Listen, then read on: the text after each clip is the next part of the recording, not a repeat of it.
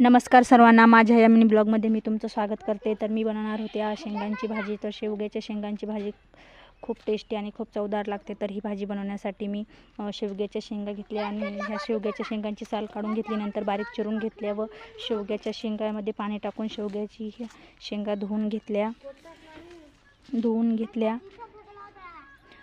तर मी नंतर याची भाजी बनवून घेतली। तर भाजीमध्ये सर्व मसाले टाकून घेतले, शेंगदाण्याचं कूट टाकून घेतला आणि भाजी शेवग्याच्या शेंगा या मसाल्यामध्ये टाकून व्यवस्थित मिक्स करून घेतल्या।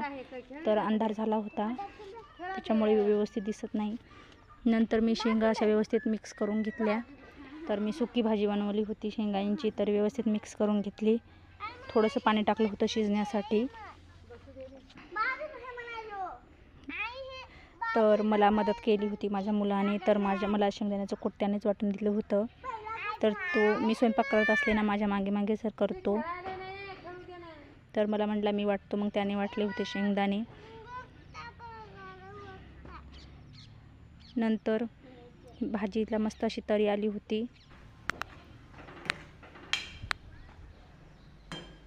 बघा हा किती कुटाणा करतो, चाकूने लाकूड कापत होता। व्हिडिओ आवडला असेल तर लाईक करा। धन्यवाद।